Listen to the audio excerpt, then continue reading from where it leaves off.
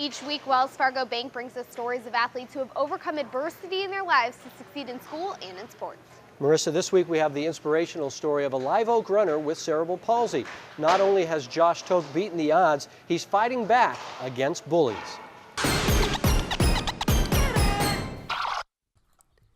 It's nearly time for a lunchtime rally at Anzar High School. The students pile into the gymnasium where there will be no bands, no cheerleaders, not a single sports team to rally to victory.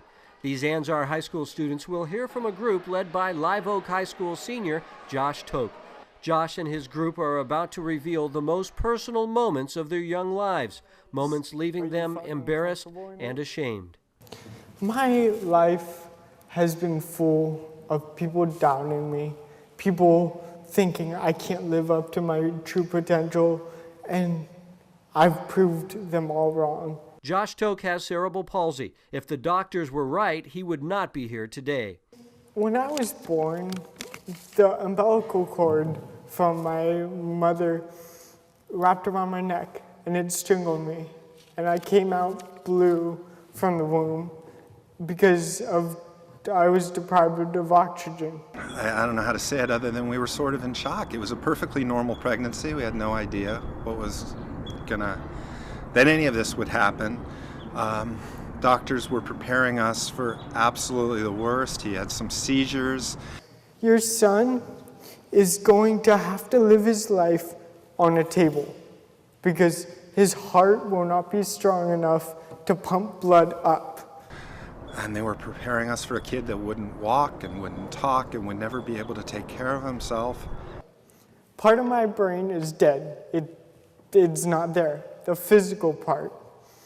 And they were like, pretty much good luck with your son. Hopefully he makes it past a year.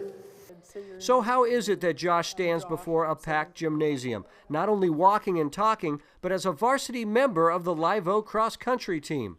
It was actually the 6th grade was when I really realized how I was different, because I would be taken out of PE to this special PE class, and then in 9th grade, that's when I started saying I have to do something. I'm going to join cross country. But like everything else in his life, Josh had to figure out how he could succeed as a cross-country runner. One of the biggest things was when I would run, my neck muscles wouldn't be strong enough to hold my neck up, so I would get the name bobblehead. So Josh figured the best way to keep people from calling him bobblehead was to work hard to fix it. By his sophomore year, Josh was accepted as part of the team. He's really impressive. I'm impressed with what he does. I always see him running. He tries so hard. Like, I sometimes walk during the meets and practices, but he is always running. He is trying so hard. In fact, he ran so hard he nearly collapsed at the end of the race. And you know, how can you discourage that? He's got it all. He really has a lot going for him. But the bullying Josh had endured all of his life continued to bother him. So Josh decided to do something about it. He started Mind Before Mouth, a nonprofit to battle bullying. Josh learned that students would open up to him after he opened up to them. And that's kind of what I want to do. I want to break the ice so that other people can have those conversations. So now Josh and a group of student friends go from school to school telling their stories as victims of verbal and physical bullying.